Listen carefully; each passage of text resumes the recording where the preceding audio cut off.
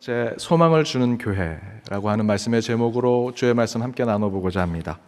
오늘 읽은 로마서 15장은 그 이전의 1장에서 14장까지 로마 교회가 가졌던 여러 가지 문제들을 하나님이 바울을 통해서 이런 문제는 이렇게 해결하고 저런 문제는 또 저렇게 해결하라 라고 하는 하나님의 뜻과 메시지를 전하면서 이 15장에서는 이제부터 로마 교회가 어떻게 가야 하는지, 교회의 사명을 어떻게 감당해야 하는지를 알려주는 말씀이 나옵니다.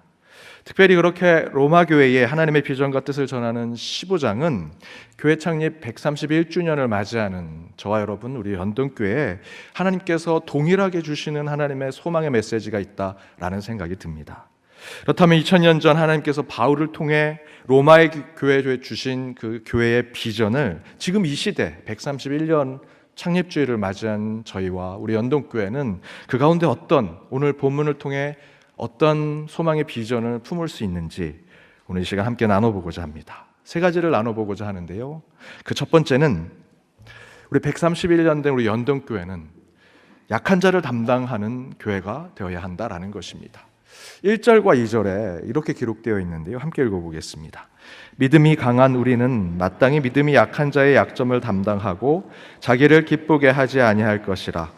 우리 각 사람이 이웃을 기쁘게 하되 선을 이루고 덕을 세우도록 할지니라. 이 말씀에서 약한 자를 잘 돌보는 것이 교회다라고 이야기하죠. 당연한 이야기입니다. 특별히 이 말씀 가운데 1절과 2절을 서로 나눠서 좀 더 구체적인 우리에게 주신 두 가지 메시지를 나눠보고자 하는데요, 그 첫 번째는 약자를 도와야 합니다. 약자를 돕되 남모르게 도우는 교회가 되어야 한다. 1절에 믿음이 강한 우리는 마땅히 믿음이 약한 자의 약점을 담당하고, 그리고 무엇이라 얘기하냐면 자기를 기쁘게 하지 않아야 한다라고 얘기합니다. 교회는 믿음이 약한 자의 약점을 담당해야 하죠. 믿음의 약한 자뿐만 아니라 육신의 고난자, 마음이 또 연약한 자, 그들을 돕는 것이 당연히 교회가 해야 하는 일인데, 오늘 1절의 말씀에서 그들을 돕되 나를 기쁘게 하는 것이 돼서는 안 된다라는 것입니다. 여기서 자기를 기쁘게 하지 않는다라는 뜻은 나의 의의를 세우지 않겠다, 약자를 도와서 내 공로와 내 선행을 자랑하지 않겠다라는 것을 이야기합니다. 예수님도 이와 같은 말씀을 하셨습니다. 마태복음 6장 3절에서 4절입니다. 함께 읽겠습니다. 너는 구제할 때에 오른손이 하는 것을 왼손이 모르게 하며 내 구제함을 은밀하게 하라. 은밀한 중에 보시는 너의 아버지께서 갚으시리라. 이 시대 소망이 되는, 또는 소망을 주는 교회가 되고자 한다면 교회는 약자를 돌보고 또한 가난한 자를 보살피는 교회가 되어야 하지요. 그건 당연합니다. 그런데 하나님의 말씀에는 거기에 더해서 오늘 본문에서처럼 그렇게 하되 영적 전제 조건이 하나 더 있습니다. 남모르게 하라 라고 말씀하고 있습니다. 바울도 이렇게 얘기합니다. 에베소서 2장 8절에서 9절입니다. 함께 읽겠습니다. 너희는 그 은혜에 의하여 믿음으로 말미암아 구원을 받았으니 이것은 너희에게서 난 것이 아니요 하나님의 선물이라. 행위에서 난 것이 아니니 이는 누구든지 자랑하지 못하게 함이라. 저와 여러분이 은혜로 이 자리에 있죠. 그 은혜로 믿음을 갖게 되었고 구원받는 자 되었습니다. 바울이 무엇이라 얘기합니까? 너희에서 난 것이 아니다. 하나님의 선물이다. 누구도 자랑하지 마라. 저와 여러분이 봉사하고 구제하는 것, 그걸로 하나님이 우리를 구원하시겠다 말씀하지 않으십니다. 독생자 예수 그리스도를 믿음으로 우리는 구원받는 자가 되었습니다. 저와 여러분이 행하는 봉사와 구제는요, 그저 하나님께 받은 은혜, 내가 받은 선물 그대로 누군가에게 전해주려고 하는 것이죠. 그렇다면 자랑할 필요 없습니다. 세상이 알아줄 필요도 없습니다. 그저 우리는 그 일을 행하기만 하면 됩니다. 세상이 알아주지 않아도 하나님께서 보고 기뻐하시면 그 가운데 우리도 기뻐하는 저와 여러분, 우리 연동교회가 되었으면 좋겠습니다. 두 번째는 다양한 이웃을 품어야 하는 것입니다. 2절에 우리 각 사람이 이웃을 기쁘게 하되 선을 이루고 덕을 세우라 이야기하지요. 각 사람이 대하는 이웃들, 그 이웃은요, 다양한 이웃을 얘기합니다. 여러분이 만나는 이웃이 우리가 똑같은 사람을 만나지 않습니다. 다양한 이웃을 만날 수밖에 없죠. 다양하게 존재한 이웃이란, 저희들이 보통 생각할 때 이웃하면 가난한 자, 우리가 뭔가 물질로 도와야 되는 그런 사람들을 생각을 합니다. 그러나 실제로 세상이 변하면서 복지사회라는 생각을 하며 가난한 자들을 돕고자 하는데 요즘 세상이 많이 변했죠. 달라졌습니다. 가난한 자의 절대적 숫자가 줄어들고 있죠. 연동교회가 복지재단 시작할 때 40여 년 전입니다. 그때만 해도 우리나라 사회에 가난한 자들이 많이 있었습니다. 그래서 사회적 이슈로 이 복지의 문제가 있었고요. 거기에 우리 교회가 뛰어들었습니다. 40여 년 전에 연동교회가 복지 사역한다고 했을 때 많은 욕을 먹었습니다. 교회가 구령, 복음 사역해야지 왜 복지 사역하냐. 하지만 여러분이 우리 교회가 앞서 나갔죠. 근데 40년이 지났습니다. 40년 전 우리가 복지 사역을 위해 하나님 나라를 구현하려고 했던 그때 그 대상들은 지금 어디 있습니까? 가난한 자들이 실제로 많이 달라졌습니다. 저희 인도네시아 3년 동안 저도 선교 갔습니다. 선교 첫 해 저도 같이 갔습니다. 제가 우리 아이들, 그 인도네시아에 어렵게 사는 아이들 막 옷도 막 며칠 돼서 빨지 않아서 얼굴도 세수도 안 하고 막 지저분하게 하면서 애들이 와서 제가 간식을 나눠주니까 애들이 줄을 다 섰습니다. 그 아이들을 정말 예수님께서 민망했던 그 가여이 여기는 마음으로 제가 간식을 나눠주는데 잘생긴 우리 청년부 전도사님이 옆으로 지나가니까 아이들이 주머니에 꺼내서 다 스마트폰으로 그분을 사진을 찍습니다. 분명히 가난하고 어렵게 살아가는 이웃이긴 하지만 저와 여러분이 생각하는 과거의 가난한 자들, 약자들, 이웃이 달라졌습니다. 교회가 예전을 생각하고 그런 것에 돈을 많이 쓰고 재정을 많이 들이면 봉사 많이 하는 교회다? 이젠 아닙니다. 교회는 분별력을 가져야 합니다. 이 시대에 진짜 가난한 자, 약자가 또 우리의 이웃이 누구인가? 저는 우선 우리 교회 울타리 안에서 먼저 보고 싶습니다.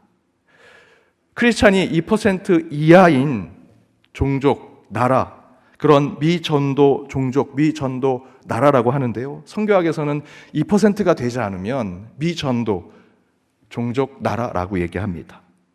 그런데 지금 우리 청년의 시대가 어떻게 되고 있습니까? 우리 주일학교 자녀들이 그들의 진정한 신앙심이 어떻게 되고 있습니까? 우리 교회가 정말 그들을 향해서 진정한 투자 한번 제대로 해봤습니까?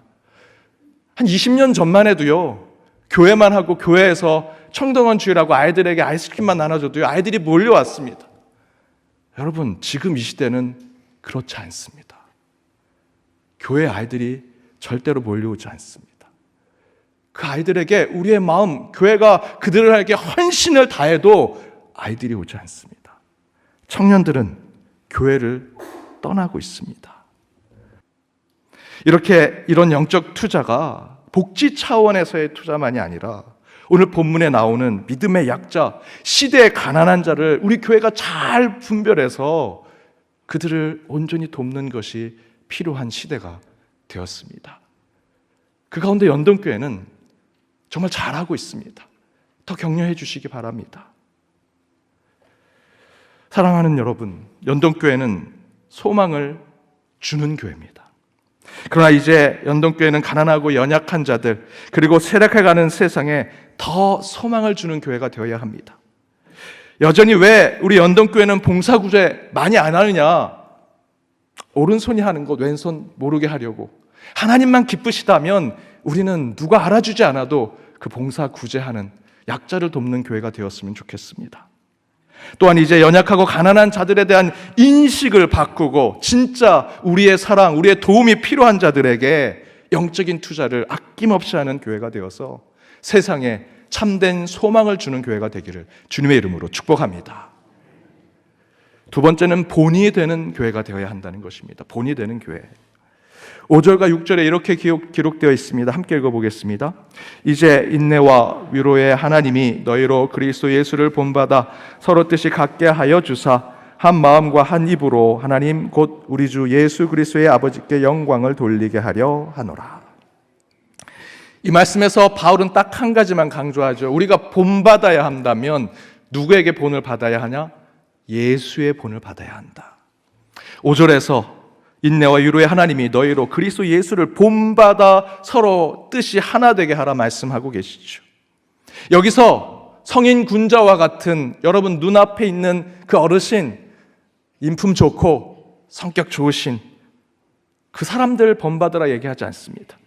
이성적이고 합리적인, 매우 말만 하면 논리적이고 그 얘기만 들으면 정말 세상 모든 걸 알 것 같은 지식이 풍부하고 과학적인 그런 사람을 본받으라 말씀하지 않습니다. 부자, 권력을 쥐고 있는 사람, 명예로운 사람, 그렇게 성공한 사람 본받으라 말씀하지 않고요. 아주 간단합니다. 예수를 본받으라. 예수를 본받으라. 여러분, 잠시 눈을 감고 한번 생각해 보십시오. 나는 정말 예수를 본받는 자로 살아가는가? 혹시 내 눈앞에 있는 그 사람, 내가 보면 너무나 부럽고 저렇게 살아가고 싶은 그 사람을 본받으려고 하는 것이 아닌지, 겉으로 성공하고 겉으로 성품 좋고 겉으로 인격이 뛰어난, 물론 그런 분들 본받을 필요는 있지만 성경은요 이렇게 증거합니다. 고린도전서 11장 1절에 내가 그리스도를 본받는 자 된 것 같이 너희도 나를 본받으라. 바울이 뭐라고 얘기하냐면 나를 본받으라고 얘기하면서 나를 본받는 이유는 내가 예수를 본받았기 때문이다 라고 얘기하죠. 여러분이 존경할 만한 그분이 계신다면 그분이 부자인지 성품이 좋은지 인격적인지 성공한 자인지 명예로운 자인지 이전에 예수를 본받는 자인지를 먼저 살펴보셔야 합니다. 여러분, 사람은 변합니다. 세상의 지식도요 정말 1분 1초마다 달라지죠. 그 안에 특별히 우리 그리스도인인 저와 여러분은 영원한 것, 완전한 것을 붙드는 자들이 되어야 합니다. 지난주 말씀 기억하시지요? 성령 안에서 의와 평강과 희락을 붙잡는 자가 되는 것. 플라톤의 이데아론처럼 저 먼 곳에 그 천국에 완전하고 온전한 것이 있습니다. 그 가운데 우리의 삶을 완전하고 온전한 것을 본받으려 한다면 죄송하지만 이 땅에는 없습니다. 오직 예수를 본받는 자가 될 때 저와 여러분은 완전하고 온전한 곳으로 나가게 될 것입니다. 여러분, 예수 잘 믿는 성도님 되시기 바랍니다. 저도 예수 잘 믿는 목사 되겠습니다. 대신에 예수 잘 믿는 청년이 있으면 여러분보다 나이가 20살, 30살, 아니 50살까지 어린 청년이라도 그를 본받으십시오. 왜? 예수를 본받는 자이기 때문에. 주일학교 자녀들 가운데 그 기도하는 모습이, 사람을 대하는 태도가 예수님과 같이 보인다면 그 주일학교 자녀를 본받으십시오. 그게 오늘 하나님이 저와 여러분에게 주시는 말씀입니다. 예수님 저 멀리 계신 곳에 찾지 마시고요, 여러분 주변에 예수를 본받는 자가 있다면 그것을 통해 예수를 본받는 자가 되십시오. 지난 사경회 때 조혜른 집사님이 간증하는데 그 조 집사님을 두고 이성미라고 하는 연예인이 30년 넘게 생명책에 기록해놓고 기도했다고 합니다. 내가 뭘 본받는다면 이런 모습을 본받아야 하는구나. 여러분, 예수님은요 여러분이 삶의 굴곡이 어떤 굴곡에 살을지라도 항상 신실하게 여러분을 두고 기도하셨습니다. 그 예수님을 본받는 자가 되어야지요. 제가 개척할 때 한 분이 임직을 해서 장로가 되셨습니다. 장로가 된 그 다음 주일부터 이분이 수첩을 들고 와서 주일학교에 가가지고 애들한테 무릎을 꿇고, 야, 너는 이름이 뭐야? 제임스? 그래, 제임스. 너는 이름이 뭐야? 누구누구? 이름을 적고 다니십니다. 그래서 장로님, 우리 아이들 이름을 적으세요. 제가 리스트 드릴게요. 그랬더니 아니요, 아이들 이름하고 얼굴을 외우고 싶습니다. 그래도 제가 교회 장로가 됐는데 아이들 이름을 좀 외워야지요. 그런데 이분이 나이가 드셔서 장로가 되셔서 자꾸 까먹습니다. 똑같은 애 앉혀놓고 넌 이름이 뭐야? 지난주 얘기했는데요. 미안해서 이름 좀 알려줘. 끊임없이 몇 주 그렇게 하셨고요. 1년 동안 아이들, 청년들 이름을 수첩에 적었는데 다음 해에는요 이분이 청년들, 아이들 이름을 다 하셨습니다. 청년부에서 그 장로님을 초대해서 같이 잔치도 벌였습니다. 이 장로님을 닮아야겠다.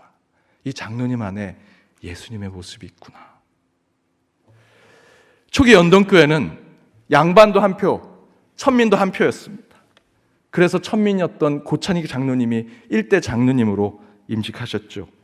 여전히 계급이 강했던 시대였습니다. 하지만 연동교회가 천민을 장로로 뽑았던 이유는 무엇일까요? 고창익 장로님이 예수 잘 믿고 예수 본받는 자였기 때문입니다. 다른 이유 아닙니다. 예수 잘 믿는 자였기 때문에. 바로 그 정신이 131년을 이어져 왔기 때문에 우리 연동교회가 세상의 본이 되는 교회로 지금까지 성장하고 칭찬받는 교회였다 저는 믿습니다. 여러분 아시는 것보다 연동교회가 세상으로부터 칭찬받고 인정받고요, 여전히 세상에 영향력을 주고 있는 교회입니다. 여러분은 우리 교회를 너무나 평가절하하세요. 세상에서는요, 우리 연동교회 기대하는 것이 큽니다. 그 기대에 보답하는 것은 어떤 봉사구제, 어떤 프로그램 만들까 이전에 여러분 예수 본받는 자 되십시오. 그러면 지금 우리가 받았던 그 칭찬, 하나님이 기뻐하셨던 그 모습 이후에도 계속 지켜내리라 믿고요, 그 가운데 하나님의 은혜가 우리 연동의 재단, 여러분의 가족, 여러분의 신앙 가운데 그대로 드러나게 되리라 믿습니다. 세 번째는 열방을 향하여 선교하는 교회가 되어야 한다는 것입니다. 9절과 12절에 이렇게 기록되어 있습니다. 우리 함께 읽어보겠습니다. 이방인들도 그 긍휼하심으로 말미암아 하나님께 영광을 돌려하려 하심이라. 기록된 바 그러므로 내가 열방 중에서 주께 감사하고 주의 이름을 찬송하리로라 함과 같으니라. 또 이사야가 이르되 이새의 뿌리 곧 열방을 다스리기 위하여 일어나시는 이가 있으리니 열방이 그에게 소망을 두리라 하였느니라. 로마 교회는 이방인으로 둘러싸였던 교회였습니다. 처음에는 그 로마에도 그 이방 땅에도 흩어져 있었던 유대 그리스도인들이 예배를 드릴 수 있도록 만들기 위해서 개척한 교회였지만, 글라디오라고 하는 로마 황제가 칙령을 내린 이후로 유대 그리스도인들이 다 쫓겨났다가 다시 돌아왔더니 그 교회가 없어질 줄 알았는데 로마인들이, 헬라인들이 그 교회에 모여서 예배를 드리고 있는 모습을 보게 되었고, 그 이후에 그 유대 그리스도인들이 함께 모이면서 신앙생활하면서 여러 문제들이 발생했던 것이죠. 그러면서 기록된 것이 9절의 말씀입니다. 이방인들도 그 긍휼하심으로 말미암아 하나님께 영광을 돌리게 하려니. 너희들이 유대인으로 헬라 받은 자로 할례 받은 자로 그것이 전부 그리스도인의 표시라고 생각하지 마라. 이곳에 할례 받지 않은 그 로마인들, 이방인들, 이들에게 하나님께서 긍휼을 베푸셨다. 내가 열방 중에 주께 감사하고 주의 이름을 찬송할 것이다 라는 것으로 그 로마 교회 안에 이방인들을 축복하죠. 그것을 좀 더 확장해서 12절에서는 이새 뿌리 곧 열방을 다스리기 위하여 일어나신 이가 있으니 곧 그 예수 그리스도, 그가 열방이 그에게 소망을 둔다라고 말씀하시는 것으로 예수님이 이 땅에 오신 것이 이방인들과 열방을 향한 것임을 보여주고 있습니다. 지금 우리 연동교회도 바로 이 말씀 때문에 지금 이곳에 세워져 있는 것이지요. 최근 제가 아는 목사님이 전화를 주셨습니다. 김 목사, 우리 교회 중고등부에는 자꾸 다문화 가정 애들이 와. 불편하게 얘기하시길래 제가 따끔하게 얘기했습니다. 그럼 잘 된 거지. 다문화 가정 아이들 더 많이 전도하고 그런 교회로, 열방을 향한 교회로, 선교적 교회로 나가면 되지요. 제가 그렇게 얘기했습니다. 오늘 말씀을 준비하면서 하나님이 이런 예화를 주시는구나. 여러분, 초대교회 유대인, 헬라인, 지식인, 야만인, 주인과 종, 남자, 여자, 다양한 계층과 인종, 남녀노소가 함께 했던 것이 초대교회고요. 초대교회 정신을 가지고 나온 것이 지금 우리 연동교회 아닙니까? 그러면서 저는 우리 교회, 우리 연동교회를 생각해 보았습니다. 우리 교회도 다문화 가정의 아이들, 다문화 성도들이 오면 우리 교회는 괜찮을까? 준비되어 있을까? 제 대답은, 여러분은 어떤 대답을 하실지 모르지만 저는 예스입니다. 그분들이 오시면 우리 저희 필리핀 예배도 있고요, 중국어 예배도 있습니다. 더 필요하다면 그들을 위한 예배, 그들을 한국어 가르쳐서 지금 이 자리에서 함께 예배 드리는 거, 저는 준비된 교회라고 믿습니다. 실제로 우리 교회는 다음 달 추수감사절 3부 예배 때 필리핀 교회와 우리 중국어 예배반과 함께 합동 예배 드립니다. 작년부터 예배 드렸습니다. 재작년부터 예배 드렸습니다. 서로 언어가 틀리고 얼굴색이 틀리지만 천국에 가서는 다 만날 하나님의 사람들 아닙니까? 바로 그런 작은 모습 하나하나로부터 열방을 향하여 선교하는 교회가 되는 것, 이것이 하나님이 우리 교회 원하시는 소망된 모습입니다. 연동교회 시작은 지난 계열 학술 세미나를 통해서 아셨겠지만 5명의 선교사님 통해서 세워졌고요. 초대 담임 목사님은 제임스 게일 외국인이십니다. 외국 선교사가 세워서 외국 선교사가 일대 목사로 있었던 곳, 우리 교회가 더욱 그 일을 감당한다면 그 선교사님들의 정신을 이어받아 열방을 향한 선교에 힘쓰는 교회가 되어야 되지 않겠습니까? 그 마음으로 저희들이 영국에 송요한 선교사님을 파송했습니다. 사진 좀 보겠습니다. 제가 안식월 기간에 우리 교회에서 파송한 송요한 선교사님 영국에 갔습니다. 영국 선지국인데 뭐 그런데 선교사를 파송해. 여러분 가보시면 열악하다라는 것을 아실 겁니다. 그 땅은 선진국일지 모르지만 복음을 전하는 그곳은 결코 선진국이 아닙니다. 너무 힘듭니다. 제가 그곳에 방문하면서 우리 한 권사님께 십자가를 좀 주시면 거기에 오는 가정들에게 하나씩 나눠주겠다고. 그래서 한 20개 조금 넘게 가져갔습니다. 처음에 그 교회가 시작이 됐을 때, 그 선교지에 있는 교회가 시작됐을 때 20명, 30명 정도였는데 가봤더니 60, 70명이 모입니다. 배가가 됐습니다. 송요한 선교사님 사모님이 얼마나 열심히 하는지 1인 3역, 1인 4역을 합니다.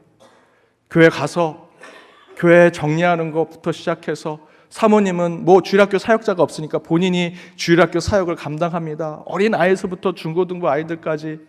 그리고 조금 끝나면 막 주방에 가서 또 밥하고 반찬하고. 대부분 그리스도인이 아닌 사람들이 오는 교회라서 그렇게 봉사하고 하는 것을 잘 모릅니다. 그러니까 이 목사님과 이 선교사님과 사모님이 일을 다 합니다. 목사님도 성도들 오는 거 맞이하고 의자 놓고 막 악기하는 거 다시 정리하고 뭐 정신이 없습니다. 예배가 끝나면 또 밥통 들고 와서 반찬통 들고 와서 하나하나 먹이고. 저도 손님으로 갔는데 맨 마지막에 먹었습니다. 목사님, 선교사님이 밥을 안 잡수시니 저도 같이 먹을 수가 없었습니다. 그런데 배가가 된 겁니다. 그래서 제가 물었습니다. 어떻게 이렇게 열심히 해서 믿지 않은 사람들도 이렇게 교회 많이 오게 했냐고. 이 브리스톨이라는 지역에 한인이 200명밖에 없습니다. 그런데 한 10% 정도가 교회에 왔는데 지금은요 절반 가까이가 오고 있는 겁니다. 어떻게 이렇게 교회를 배가시켰습니까? 그랬더니 송요한 선교사님이 이렇게 얘기하셨습니다. 연동교회에서 배웠습니다. 목사님께 배웠습니다. 성도님들께 배웠습니다. 그럼 뭘 그렇게 가르쳐 주셨습니까? 왜 이렇게 열심히 하는지. 전 가르친 게 없습니다. 생각해 보니 저희들이 한 것이라곤 예수 잘 믿는 모습, 예수의 본받은 모습으로 우리 송요한 선교사님께 그 모습을 전해주고 기도한 것밖에 없지요. 그걸 품고 선교지로 가니 그 열방을 향한 모습이 연동교회 정신 그대로 드러나더라라는 것입니다. 사랑하는 여러분, 우리 연동교회는 소망이 있는 교회입니다. 하지만 저는 이제 우리 연동교회가 소망을 주는 교회가 되었으면 좋겠습니다. 지금까지 하나님께서 131년 지켜주셔서 그 소망을 주는 교회로 왔습니다. 그래도 자만하지 말고 131년 주신 은혜를 그대로 세상에 베풀어 오늘 주신 13절의 말씀대로 성령의 능력으로 소망이 넘치는 연동의 제단이 되기를 주님의 이름으로 축복합니다.